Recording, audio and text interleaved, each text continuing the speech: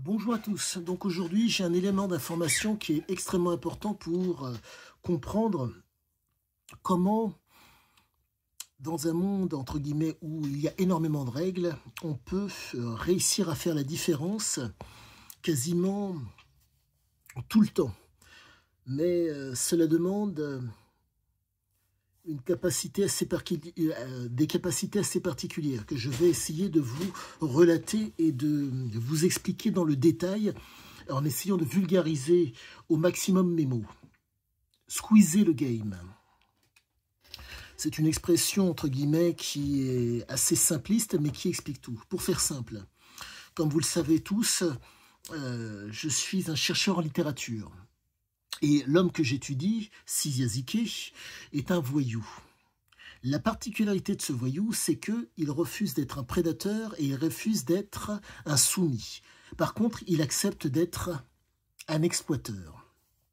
La particularité des exploiteurs, du type d'exploiteur qui était Siziazike, c'est qu'il explorait pour exploiter, avant d'exploiter.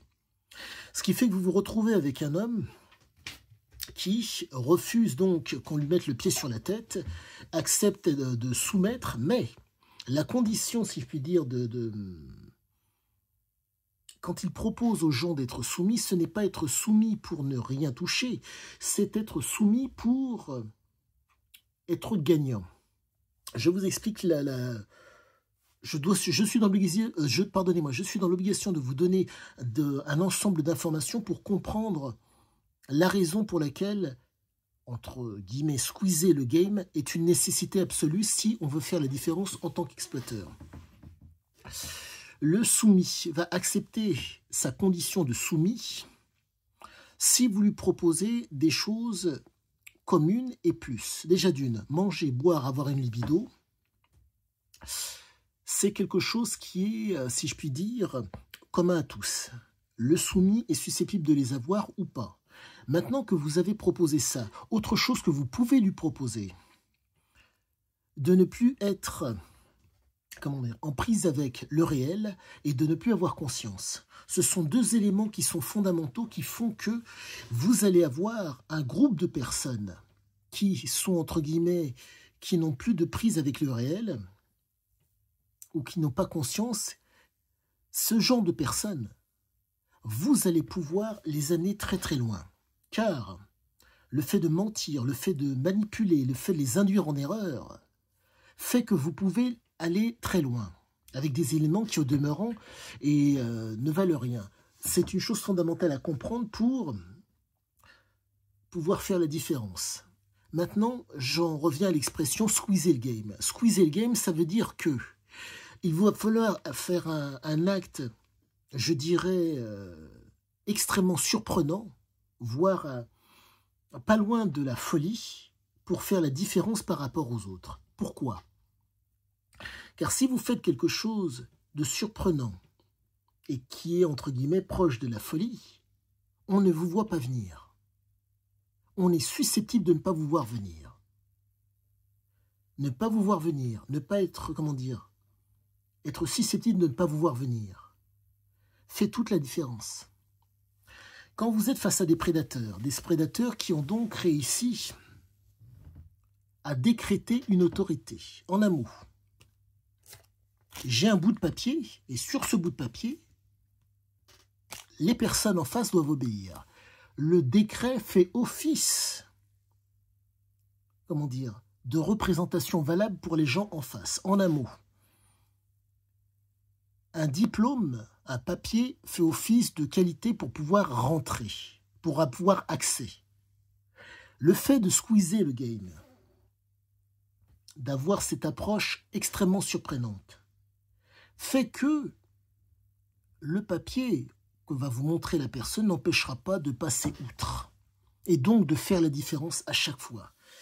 Car si vous ne respectez pas les règles, si vous êtes sans gêne, si vous êtes intelligent, vous avez la possibilité de voir ce détail qui fait que vous pouvez rentrer dedans. Et là est la force de Siziazike et des gens qui, si je puis dire, font des actes dits de folie et qui font la différence. Mais la problématique est la suivante. Ces actes sont d'une certaine façon ponctuels. Ils ne peuvent pas s'inscrire sur une durée longue. Mais par contre, vous pouvez, comment dire, il faut comprendre que l'intensité requise est énorme. Mais la problématique, c'est que le bénéfice est maximal, mais il ne peut pas s'inscrire sur une durée longue. Pourquoi ? Un acte de folie ne peut pas être, comment dire, maintenu très longtemps. Ça demande une intensité, une énergie considérable. Par contre, il peut être dommageable ou bénéfique sur le moment. Et voire sur, comment dire, sur un temps soit peu long. Donc il faut à tout prix être dans cette approche mentale pour faire la différence. Mais ce n'est donné qu'à une seule catégorie de personnes, ceux qui sont en mesure de raisonner. Et donc, pour pouvoir raisonner, si je puis dire, de façon optimale, voire maximale, comprendre, apprendre, connaître et savoir, ce sont des éléments qui ne sont pas exhaustifs. Si vous avez déjà ces éléments, c'est bien. Si vous ne les avez pas, ce n'est pas un problème. Car le fameux squeeze, le fait de cette part de folie qui fait la différence, fait que sans ces éléments, parce que vous allez oser, vous pouvez faire la différence. Et donc, tout est envisageable sur une période courte pour changer la donne. Mais, chose très importante à savoir, il peut y avoir des répercussions. Et il y a forcément des répercussions. Soit ça sera sur la personne en question, soit ça sera sur son environnement. Donc il faut ne pas le négliger. Ne pensez pas que ce que je vous dis est le fait de, comment dire, de mon imagination. Mais c'est le fait de mes nombreuses recherches. Je ferai ultérieurement une vidéo pour expliquer dans le détail ce qu'il en est par rapport à ma maîtrise du froid, pour que vous puissiez d'autant mieux comprendre la chose. Mais bref, je reste sur le fameux squeezage de squeezer le, comme on dit, le game. C'est, je dirais, de la tricherie. C'est, je dirais, de la manipulation. C'est plus ou moins induire en erreur. La fenêtre de tir est très fine. Mais celui qui a l'assise suffisante pour pouvoir la voir et en profiter peut faire la différence. Faut-il que vous soyez capable? En êtes-vous capable?